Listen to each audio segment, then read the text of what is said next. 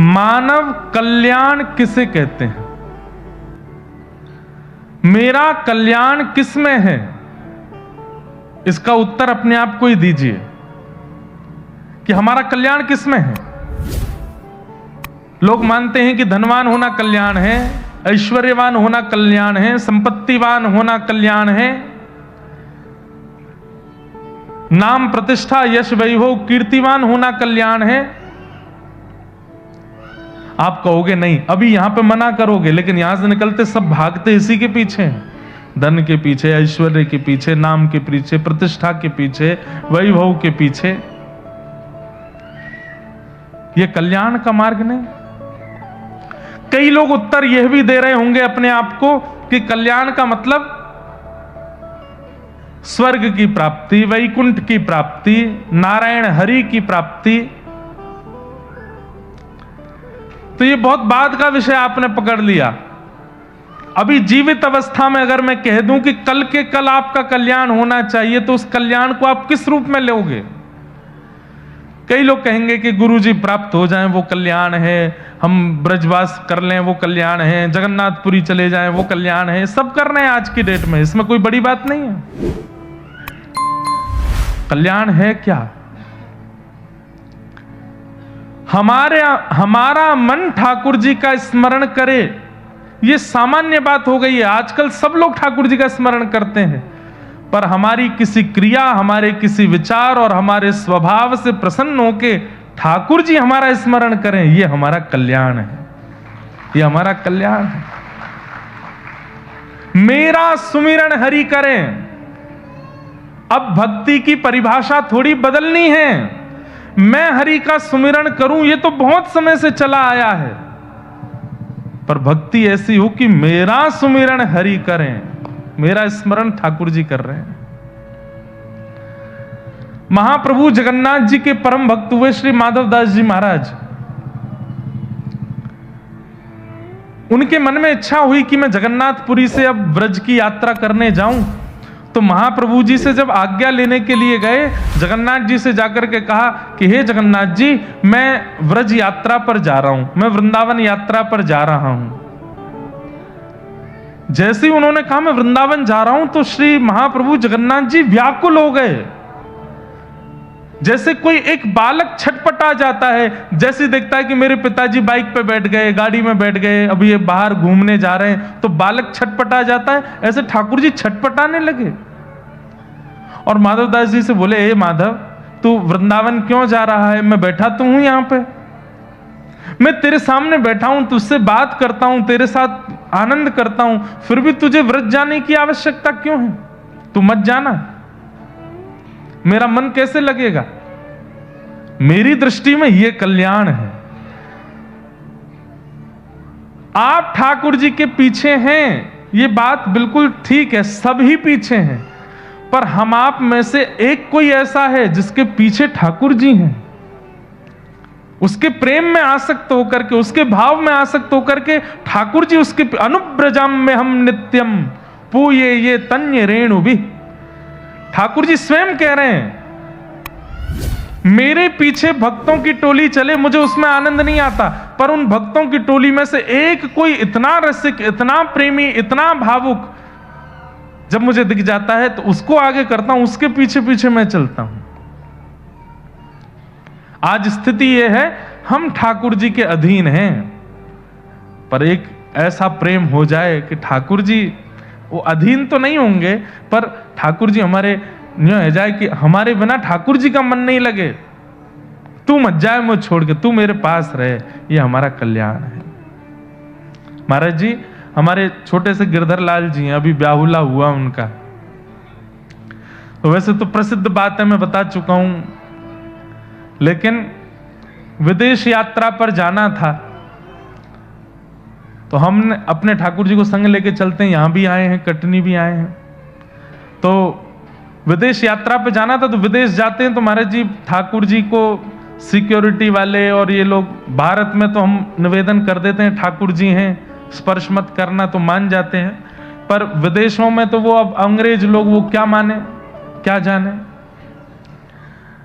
तो वो लोग छू लेते हैं ठाकुर जी को। अब वो गौ मांस भक्षण करने वाले उल्टा सीधा भोजन प्रसाद नाते भी हैं कि नहीं पता नहीं। अब उनको क्या बोले कि आचमन करो, यस्मरेत पुंडरी काक्षम सबायाभ्यंतर सूची, वो क्या जाने इस बात को। तो हमने ठाकुर जी से कही, मैं ठाकुर जी इस बार हम अकेले विदेश जा रहे हैं, आप यहीं रहो। और वहां भोजन की भी व्यवस्था इतनी बढ़िया नहीं हो पाती, और आपको बिना दूध के भोग लगता नहीं, वहां जर्सी गैया हैं, दूध भी नहीं मिल पाता, तो आप यहीं विराजो।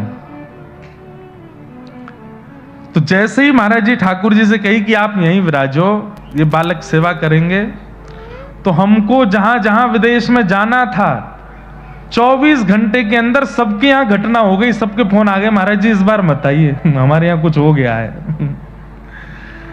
पहला फोन आया, आप ताली बजा रहे हो, बात तो सुनो। जिनके घर मुझे पहुंचना था, कथा नहीं थी, 10-15 दिन के लिए ऐसे ही कुछ सत्संग के लिए जाना था, तो जिनके घर मुझे जाना था, ठाकुर जी से मना करने के ठीक 1 घंटे बाद उनका फोन आया, महाराज जी कब की फ्लाइट है? मैंने की कल की है भैया, रात्रि में पहुंच जाएंगे हम 18 घंटे बाद।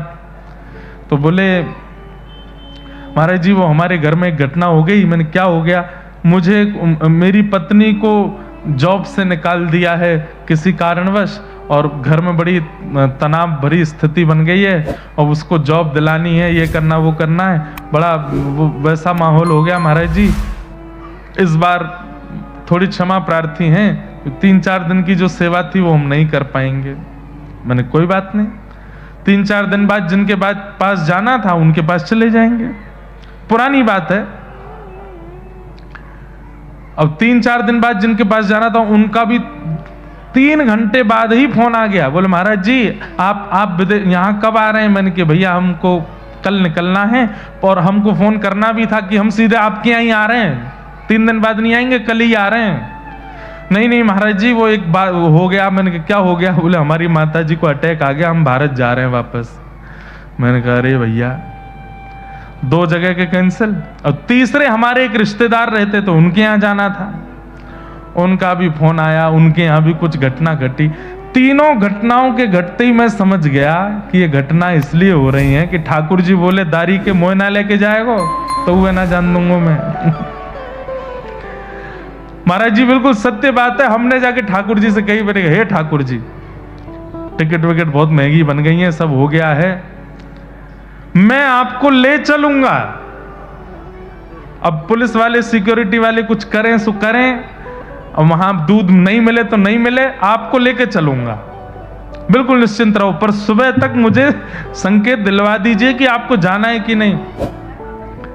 बस ये जैसे ही कहा कि आपको ले चलूंगा, शयन कराया ठाकुर जी को, सुबह उठ करके तीनों के लगातार फोन आए। पहले वाले को जॉब भी मिल गई, दूसरे वाले की मैया को अटैक भी ठीक हो गया, तीसरे वाले का भी काम हो गया। तब से इतना अखंड विश्वास अपने ठाकुर जी के ऊपर है। हमें लगता है एक भक्त के लिए यही कल्याण है कि उसके ठाकुर जी उसके बिना ना रह पाए। आप अपने ठाकुर जी के बिना छटपटाने लगो, यह भी एक विषय होना चाहिए, पर आपके ठाकुर जी भी आपसे इतनी प्रीति करें कि वो भले ही अव्यवस्था वाली जगह है, लेकिन आपके बिना आपके ठाकुर जी जा ना पावे, रह ना पावे, ये कल्याण। तो ऐसे विचार, ऐसा स्वभाव, ऐसी बुद्धि, ऐसा निर्माण कीजिए कि ठाकुर जी आपके हो जाए, और बस आपके बगैर उनका मन ना लगे।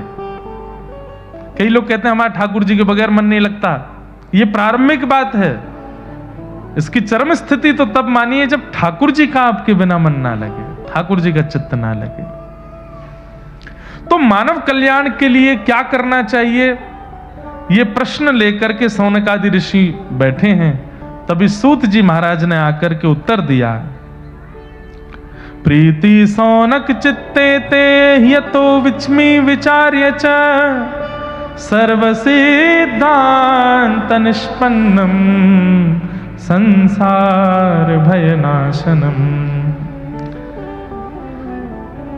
सूत जी महाराज कहते हैं कि इस कलिकाल में कल्याण तब प्रारंभ होगा जब व्यक्ति संसार के मृत्यु रूपी भय से बचे। ये बात बिल्कुल स्पष्ट माननी पड़ेगी। हम सबको भय है मृत्यु का। आप में से कई लोग कह सकते हैं हमें कोई भय नहीं है, हमें डर नहीं लगता मरने से, हमें मृत्यु का भय नहीं है। एक गेंद लेकर के अगर मैं आपकी ओर फेंकूंगा, आप तुरंत अपने आप को हटाओगे। इसका मतलब क्या है? किंचित भय है, सबको है। आपके ऊपर धूल उछाली जाए तो आपका नेत्र बंद हो जाएंगे, आपकी आंखें बंद हो जाएंगी। इसका मतलब क्या है? भय है। आपको अगर जोर से पकड़ करके चींटी काट दी जाए तो आप चिल्लाओगे। इसका मतलब क्या है? आप मन से अपनी वाणी से कह रहे हो कि मुझे मृत्यु का भय नहीं, पर आपका रोम रोम भयभीत रहता है मृत्यु से, इसीलिए वो बचता रहता है। अभी यहां से नीचे उतरते समय पैर रिपट जाए और व्यक्ति गिरने लगे तो व्यक्ति हाथ पैर दोनों से अपने आप को बचाने का प्रयास करेगा कि मैं बचूं, मैं ना गिरूं। क्यों? मृत्यु का भय है। उसे भले ही ना हो, उसके शरीर को है। और इस मृत्यु के भय को दूर करने की सामर्थ्य केवल और केवल श्रीमद् भागवत जी में है। इसलिए यहां लिखा है, काल व्याल मुखग्रास त्रास निर्णा सहेतवे श्रीमद् भागवतम शास्त्रम कलौ कीरेण भाषितम। अच्छा, एक बात आप कहोगे महाराज जी कथा सुनने के बाद भय नहीं लगेगा। अगर मूल रूप से वास्तविक रूप से कथा चित्त में व्यवस्थित हो गई होगी, कथा चित्त में स्थापित हो गई होगी, शरीर की गतिविधियां तो चलेंगी, लेकिन आप प्रत्येक परिस्थिति को भगवत कृपा मानने लग जाओगे। जो भय मानते थे उसको कृपा मानने लगोगे। अब गिरते समय चोट भी लगेगी तो भी ठाकुर जी शायद यही चाहते थे इसलिए लग गई। कोई व्यक्ति छोड़ के चला जाएगा, ठाकुर जी शायद यही चाहते थे इसलिए चला गया। भोजन नहीं मिला, ठाकुर जी शायद आज भूखा ही चाहते थे इसलिए भोजन नहीं मिला। मतलब हर परिस्थिति को आप नकारात्मक रूप से देखना बंद कर दोगे, उसके प्रति एक सकारात्मक बुद्धि जागृत हो जाएगी। यह भागवत जी की कृपा है। और इसी कृपा से धीरे धीरे धीरे धीरे वह मृत्यु का भय वह भी पूर्ण रूपेण चला जाएगा। और मैं कह दूं तो कोई अतिशयोक्ति नहीं, मृत्यु का भय चला जाएगा, प्रतीक्षा प्रारंभ हो जाएगी।